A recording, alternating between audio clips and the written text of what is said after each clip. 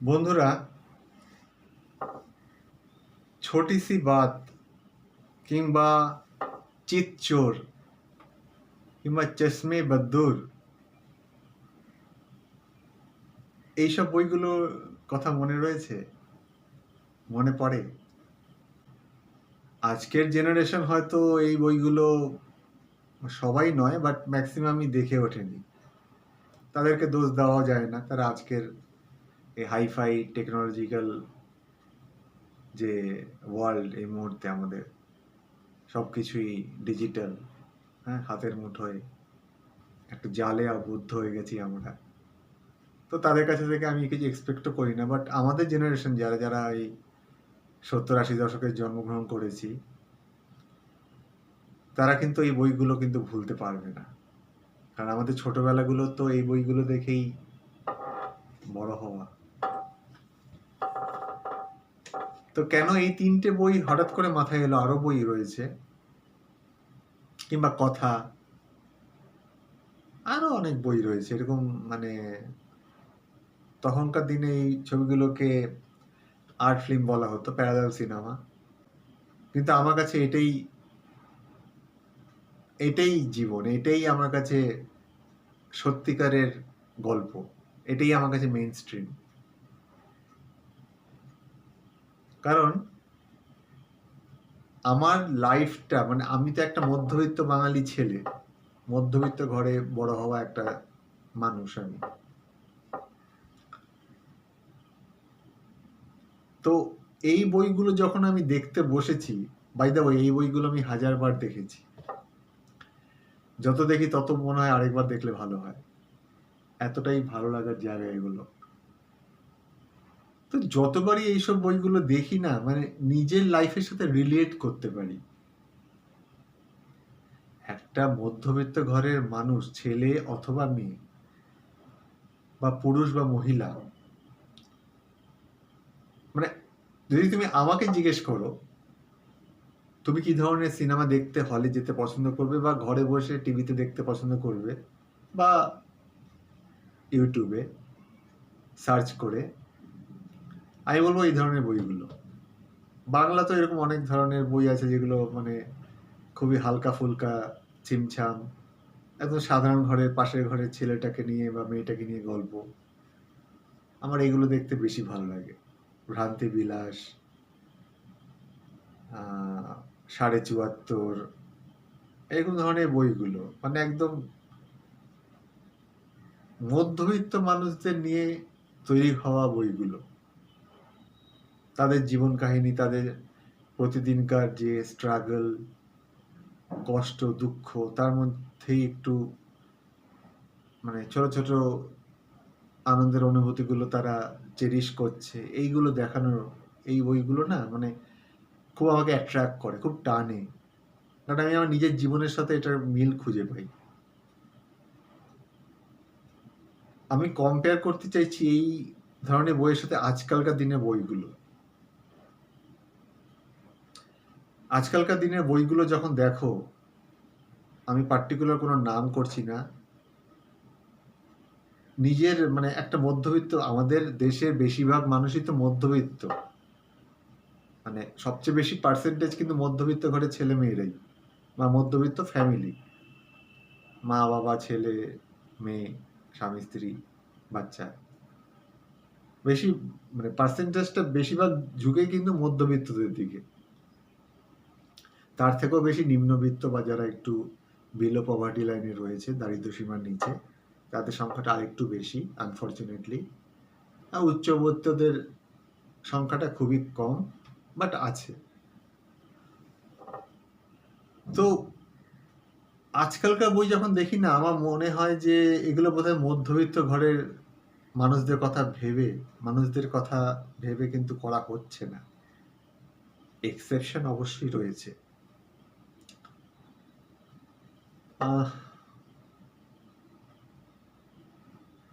মানে তুমি, হ্যাঁ, যেমনটা বললাম এক্সেপশন রয়েছে, কিছু কিছু বই তুমি হয়তো আমার সামনে উদাহরণ হিসেবে রাখতেই পারো, যে এই বইগুলো তো সাধারণ ঘরের ছেলে মেয়েদের নিয়েই তৈরি করা গল্প, বাট আমি দেখেছি, লক্ষ্য করে আজকালকার বইগুলোর কথা বলছি, আজকাল মানে সাধারণ গল্প হলেও একটা মানে সিম্পল সরল সাদা গল্প হলেও সেটাকে নিয়ে একটা সিনেমা তৈরি হলেও কোথাও যেন মনে হয় যেন একটা চালাকি করার চেষ্টা করছে গল্পের নির্মাতারা। তার মধ্যে যেন কোথাও একটা মানে আমি কি বলতে চাইছি, কিছু এমন একটা টপিকস বা একটা এমন একটা সাবজেক্ট বা সাব টপিকস একটা তার মধ্যে ঢুকিয়ে দিচ্ছে যেটা হয়তো রিলেটেবল সবসময় নয়। দেখাচ্ছে সাধারণ ঘরের একটা ছেলের গল্প, একটা ফ্যামিলির গল্প, তাদের স্ট্রাগলের গল্প, কিন্তু তাদের ওই স্ট্রাগল থেকে বেরিয়ে আসা বা তাদের একটা যে স্বপ্নের জগতে পাড়ি দেওয়ার ইচ্ছে সেটা পূরণের জন্য যে পথটা তারা বেছে নিচ্ছে সেটা কিন্তু সবসময় মানে মাঝে মাঝে একটু কিন্তু সিনেম্যাটিক হয়ে যাচ্ছে। মানে একটা ফ্যান্টাসির জগতে চলে যাওয়া বা একটা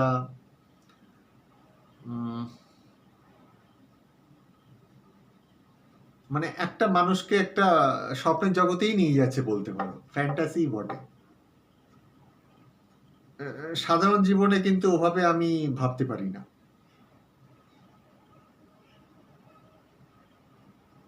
আগেকার দিনের বইগুলো যদি ভাবি, ওখানে কিন্তু কোনো ফ্যান্টাসির ব্যাপার ছিল না। সাধারণ মানুষের প্রতিদিনকার যে লাইফটা সে লিড করছে সেটাই দেখানো হচ্ছে। সে বাজারে যাচ্ছে, এসে নাওয়া খাওয়া করছে, অফিস যাচ্ছে, ব্যবসা হলে ব্যবসা করছে, বাড়ি ফিরে বই পড়তে বসে যাচ্ছে বা ঘরের পরিবারের সাথে সময় কাটাচ্ছে, আবার ভাবছে কালকের দিনটা কি করে চলবে, মাসটা কি করে আমরা চালাবো, এই নিয়েই গল্পগুলো হতো। কোনো কোনো ক্ষেত্রে সেটা আর তারা মানে ওয়ে আউট পেত না, কোনো কোনো ক্ষেত্রে ওয়ে আউট পেত, হ্যাপি এন্ডিং হতো। আবার কোনো কোনো ক্ষেত্রে বেশিরভাগই এন্ডিংটা হ্যাপি হতো না, যেমন চলছে তেমনই চলতে থাকতো, বাকি জীবনটা তারা ওভাবেই কাটিয়ে দিত। সেভাবেই গল্পগুলো লেখা হতো, নির্মিত হতো। আজকাল না সেরকম ধরনের মানে মধ্যবিত্ত ঘরের বা গরিব ঘরের ছেলে মেয়েদের দেখানো হচ্ছে ঠিকই, গল্পগুলো ওভাবেই শুরুটা হচ্ছে, কিন্তু মাঝপথে বাঁক এমন করে নিচ্ছে যেন একটা আবার সেই একটা অতিরঞ্জিত একটা ব্যাপার, যেন একটা আজকালকার সিনেমাগুলো দেখলে মনে হবে যেন মেন স্ট্রিম তো ছেড়েই দিলাম, মানে এই ধরনের সিনেমাও যদি আমি দেখি বা অ্যাজ এ হোল যদি ভাবি, মানে একটা সবসময় অতিরঞ্জিত ব্যাপার, হাই ফাই, মানে সবসময় যেন একটা উত্তেজনা, সবসময় যেন একটা আমাদের জীবনে কিছু হ্যাপেনিং হচ্ছে। হ্যাপেনিং না হলে বই চলবে না, 3 ঘন্টা মানুষকে আর নাকি আটকে রাখা যাবে না, এটা ওরা বলছে, আমার কিন্তু তা মনে হয় না। মানে তুমি ধরো হলে ঢুকলে ডলবি স্টুডিও সাউন্ড, একটা হাই ফাই সিস্টেম, ভিএফএক্স, সব কিছু কেমন যেন একটা গল্পের শুরুটাই হলো, সিনেমার শুরুটাই হলো একটা বেশ একটা শব্দ নিয়ে, একটা বেশ উত্তেজনা, একটা বেশ রোমাঞ্চ। আমাদের জীবনে কি সবসময় রোমাঞ্চ হচ্ছে?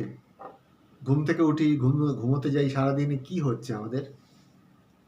সেই তো হাড় ভাঙা খাটুনি, বাসে করে আমাদের অফিস যাওয়া, বাড়ি ফিরে আবার বাজারে যাওয়া, রাতে একটু দুমুটো খেয়ে ঘুমিয়ে পড়ে একটু টিভি দেখলাম, টিভিতে নিউজ শুনলাম, এই গড়পড়তা জীবন। এইটা নিয়ে বই কতটুকু হচ্ছে? একটা অতিরঞ্জিত ব্যাপার সবসময়, মানে হিরো সবসময় একটা মানে এমন ভাবে এলো যেন, এভাবে কি কোনো হিরো মানে আসে যখন, আমরা কি স্বাভাবিক জীবনে কোনো মানুষকে এভাবে আসতে দেখি যখন তারা এন্ট্রি হচ্ছে? যেভাবে সে কথাবার্তা বলছে, তার ম্যানারিজম, সাধারণ মানে একটা যে পাড়ার ওস্তাদ, যে পাড়ার সর্দার, সেও বোধহয় ওরকম ম্যানারিজমে ভোগে না। তার জীবনটাও কিন্তু মানে সে পাড়ার একটা মানে টেনিদা হলেও বা ঘনদা হলেও মানে সরল সাদাসিধে ব্যাপার স্যাপার, আমাদের নিত্যদিনের রিয়েলিস্টিক লাইফের কথা বলছি। কিন্তু সিনেমায় সব সময় যেন একটা তোমাকে একটা মানে ভুলিয়ে দিচ্ছে কোনো কিছু মায়া জালে। তুমি বিভোর হয়ে যাচ্ছ কিছুক্ষণের জন্য।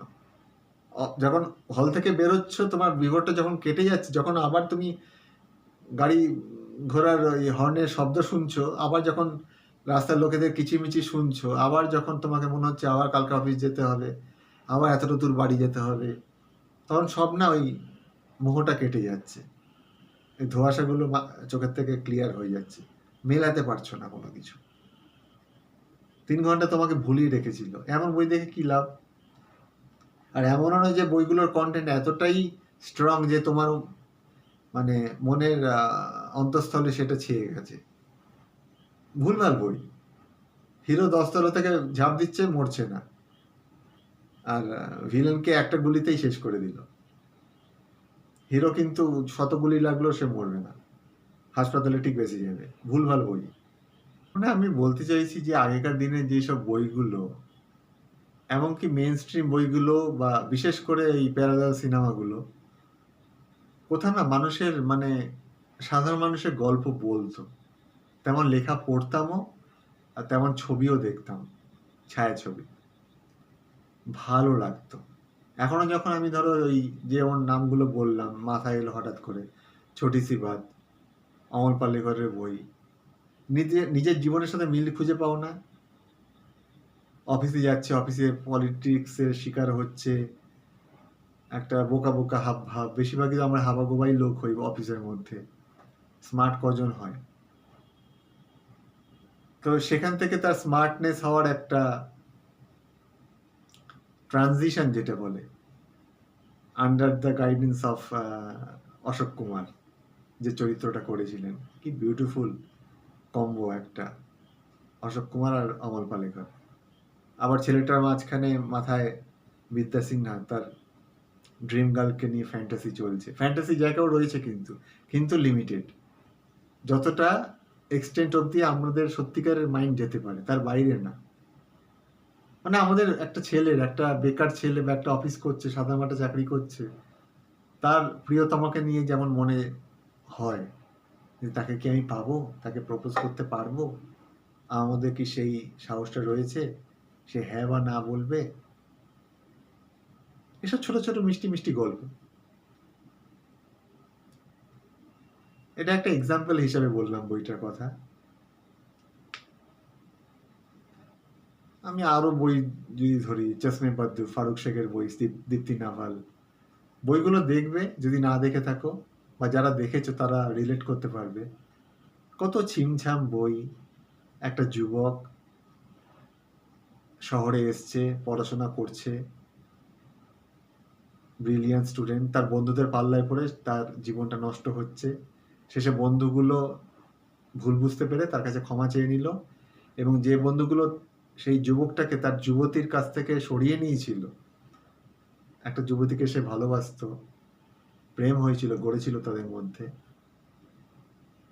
সেটাকে তারাই ভেঙে দিয়েছিল বন্ধুগুলো, তার বুজুম ফ্রেন্ড, একসঙ্গে থাকতো তারা। লাস্টে যখন ছেলেগুলো ভুল বুঝলো, নিজেরাই আবার ওদের মধ্যে সন্ধি করিয়ে দিল। মাঝখানে ছেলে মেয়ে দুটোর মধ্যে সম্পর্কে টানা পড়েন। একটা মধ্যবিত্ত ঘরের ছেলে, আর মেয়েটা ছিল একটা বড় ঘরের মেয়ে, একটা ওয়েল এস্টাবলিশ ফ্যামিলির মেয়ে। কি সুন্দর একটা গল্প, যেন উপন্যাস পড়ছি। তাদের সম্পর্কে টানা পড়েন, ছেলেটার বন্ধুদের সাথে সম্পর্কে টানা পড়েন, বন্ধুগুলোর আলাদা জীবন। হ্যাঁ, তারা সারাদিন ওই ঝাড়ি মেরে বেরোয়, এইসব গল্প আর কি। মিষ্টি মিষ্টি ছোট ছোট হালকা ফুলকা যা আমাদের জীবনে হয়, যেগুলো আমরা ফেস করি, সেগুলোই দেখাতো। আজকালকার বইগুলো না ফ্যান্টাসি করতে করতে, ফ্যান্টাসি ঠিক বলা যায় না, ফ্যান্টাসি বললেও ফ্যান্টাসি বইয়ের অসম্মান করা হয়। এই বইগুলোতেও তো ফ্যান্টাসি রয়েছে, কিন্তু কি সুন্দরভাবে সেগুলো প্রজেক্ট করা হয়েছে বলতো। আর আজকালকার বই ধুমধাম ধুমধাম, অতিরিক্ত অ্যাকশন, যার কোনো মাথামুন্ডু নেই, অতিরিক্ত যৌনতা, অতিরিক্ত ভায়োলেন্স, যেটা আমি ভীষণ অপছন্দ করি। কারণ একটা বই দেখবো আমরা ফ্যামিলি মিলে, তাই নয়? আমি তো এমন একটা বই দেখা পছন্দ করবো যেটা সবাই মিলে দেখবো, আমরা এনজয় করব। হ্যাঁ, কিছু কিছু অ্যাডাল্ট বই হয় যেটা শুধুমাত্র রাতে দেখার জন্য, নিজস্ব একটু বড়দের দেখার বই, সেটা ঠিক আছে। কিন্তু আজকাল প্রতিটা বইতেই অতিরিক্ত যৌনতা, অতিরিক্ত ভায়োলেন্স, অতিরিক্ত অ্যাকশন, যার কোনো মানে ছিরি নেই। আর যৌনতা আসছে গল্পের প্রয়োজনে না, যৌনতাকে আনতেই হবে, নাহলে নাকি দর্শক খাবে না। দর্শককে আমরা এত বোকা ভাবছি কেন? আমি কিন্তু মনে করি দর্শক ভালো কন্টেন্ট চায়, কিন্তু তারা পায় না। এমনিতে তো আমাদের ঘরে যা সিরিয়াল আজকাল দেখছি আমরা, হ্যাঁ, সিরিয়ালগুলো এতটাই লো কোয়ালিটির এখন হয়ে গেছে, এতটাই নারী কেন্দ্রিক হয়ে গেছে, মানে পুরুষকে প্রায় ভেড়ার আকার দেওয়া হয়েছে। আর নারী মানেও কি, একটা ভ্যাম্পায়ার, একটা ভিলেন আর একজন হিরোইন। হিরোইন সব কিছু ঠিক করছে, আর একজন ভিলেন থাকবে। মানে কি শেখানো হচ্ছে সমাজে? শাশুড়ি বৌমার মধ্যে সবসময় ঝগড়া, কেন শাশুড়ি বৌমার মধ্যে মিল থাকতে পারে না? সবসময় কুটকাচালি। তো ঘরের সিরিয়াল তো চলছেই, মাথা খারাপ করে দিচ্ছে, মগজের একদম ঘিলু বের করে দিয়েছে। আর বাইরে গিয়ে যে একটা সিনেমা দেখবো মনের মতো, রিয়েলিস্টিক সিনেমা, কিন্তু বেশ এন্টারটেইনিং ওয়েতে বানানো, কজন বানাতে পারে? কজন সত্যজিৎ রায় হতে পারে, কজন তপন শিকদার হতে পারে, বা তরুণ মজুমদার হতে পারে? মৃণাল সেন কিংবা ঋত্বিক ঘটকের কথা ছেড়ে দিলাম, তারা একটু বেশি আর্ট ফিল্মের দিকে চলে গেছিল, কিন্তু এই তিনজন কিন্তু আর্ট আর মেইন স্ট্রিম দুটোকে মেলাতে পেরেছিল সুন্দরভাবে। এদের বই দেখলে কিন্তু কখনোই মানে মনে হয় না যে আমি এন্টারটেনমেন্ট থেকে বিরত থাকছি, ভীষণভাবে এন্টারটেনিং এই বইগুলো। উত্তম সুচিত্রা, সৌমিত্র, অপর্ণা, এদের বই তো রয়েইছে, যেগুলো মানে ওই সময়কার মেইন স্ট্রিম বই ছিল। কি সুন্দর বই ছিল না সেগুলো? তিন ভুবনের পাড়ে যেমন গান তেমনি বই, তেমনি বইয়ের ক্লাইম্যাক্স, কি সুন্দর বুনট গল্পের। আর আজকাল দেখো, না আছে মাথা, না আছে ধর, না আছে লেজ, একটা কোনো রকমে খাইয়ে দিল। যে লিখছে সেও জানে না কি লিখছে, যে বানাচ্ছে সেও জানে না, মোটামুটি একটা কিছু মিশিয়ে দিল, গান বাজনা সেক্স ভায়োলেন্স, যেগুলো নাকি সবাই খায় দর্শকরা, বানিয়ে মোটামুটি একটা গল্পের কোনো অস্তিত্বই নেই।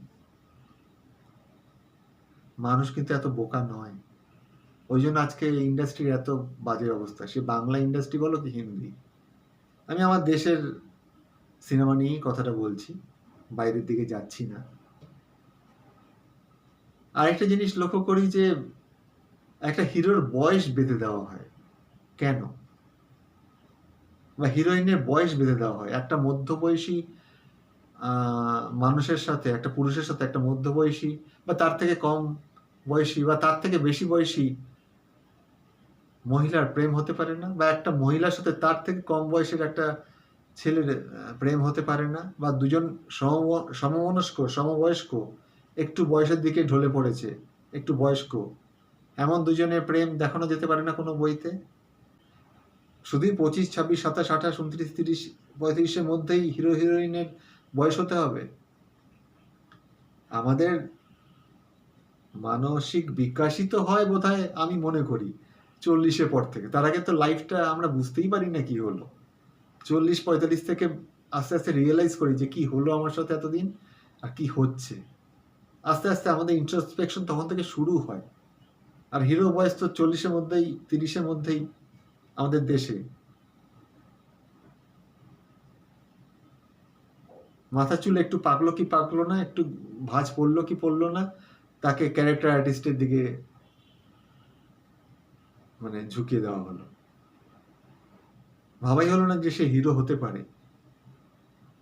কিন্তু পুরোনো দিনে এতটা কিন্তু বোধহয় ছিল, আগেও ছিল এরকম ব্যাপার স্যাপার, কিন্তু এতটা ছিল না।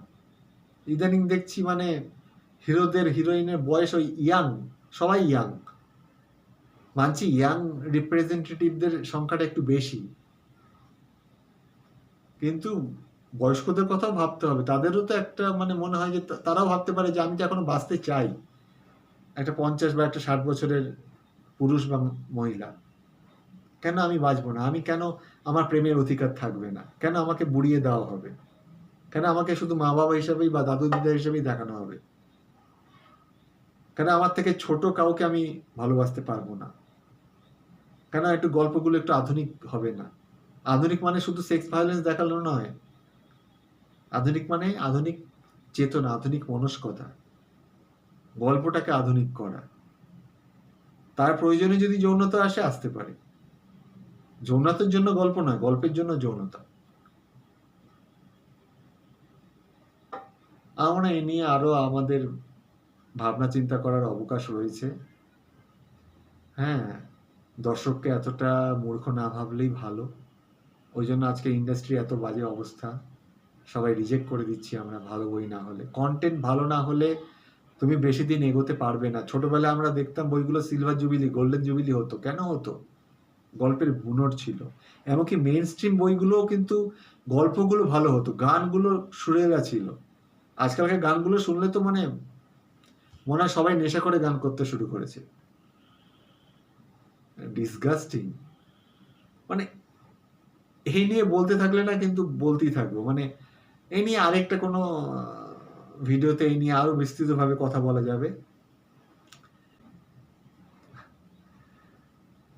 এনিওয়ে, আবার পরে নতুন কোনো কন্টেন্ট নিয়ে আসবো বা এই বিষয়ে আবার হয়তো কোনো আরেকটা ভিডিও করব। আরো বেশি রিসার্চ করে, আরো বেশি স্টাডি করে, আরো বেশি বিষয়গুলোর গভীরে যাওয়ার চেষ্টা করব। যেমন এই সিনেমা নিয়ে কথা বললাম, কোনো একটা আরেকটা ভিডিওতে এই নিয়ে আরো গভীরে গিয়ে কথা বলার চেষ্টা করব। আরো ভেতরের যে সূক্ষ্ম সূক্ষ্ম ব্যাপারগুলো সেটা নিয়ে আমি আরো বিশ্লেষণ করার ইচ্ছা রয়েছে।